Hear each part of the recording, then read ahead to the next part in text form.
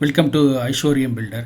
இன்றைக்கி வந்து பூந்தமல்லியில் ஒரு வடக்கு பார்த்த வீடு ஒன்று பண்ணிகிட்ருக்கோம். கீழே வந்து ஒரு டபுள் பெட்ரூமு, கார் பார்க்கிங்கு, மேலே வந்து ஒரு ட்ரிபிள் பெட்ரூமு, நல்ல ஸ்பேசியஸான லிவிங் ரூமு, மேலே 2 டபுள் பெட்ரூம் வீடு வாடகைக்கு, அந்த மாதிரி ஒரு அமைப்பில் ஒரு வீடு ஒன்று பண்ணிகிட்ருக்கோம்.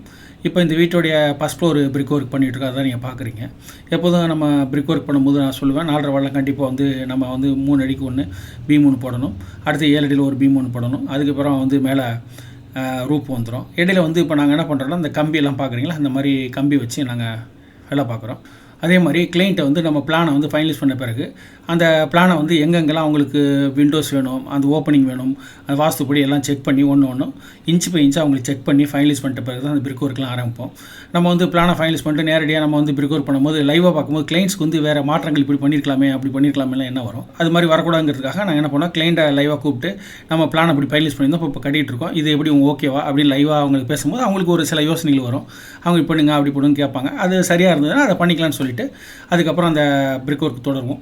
இந்த மாதிரி ஸ்டெப் பை ஸ்டெப்பாக நம்ம கிளைண்ட்டை வந்து டிஸ்கஸ் பண்ணிவிட்டு அந்த கன்ஸ்ட்ரக்ஷன் பண்ணும்போது குவாலிட்டியாகவும் இருக்கும், அவங்களுக்கும் சந்தோஷமாக இருக்கும், நமக்கும் அந்த வேலையை திருப்தியாக முடித்த மாதிரி ஒரு ஃபீல் இருக்கும். இந்த வீடியோ பிடிச்சிருந்தால் பயனுள்ள இருந்தால் நண்பர்கள் உறவினருக்கும் ஷேர் பண்ணுங்கள், மேலும் அவங்களுக்கும் பயன்படுத்தும். நாங்கள் சென்னை சிறுவர் பகுதியில் கன்ஸ்ட்ரக்ஷன் பண்ணிருக்கோம். இந்த ஏரியாவில் கன்ஸ்ட்ரக்ஷன் விருப்பப்படுறவங்க எங்களை வாட்ஸ்அப்பில் தொடர்பு கொள்ளுங்கள். உங்களுடைய இடத்தோட நீள அகலம், இந்த திசையில் ரோடு, உங்களுடைய பட்ஜெட்டு எல்லாத்தையும் எனக்கு அனுப்பி வைங்க. நம்ம ஃபர்தராக பற்றி பேசுவோம்.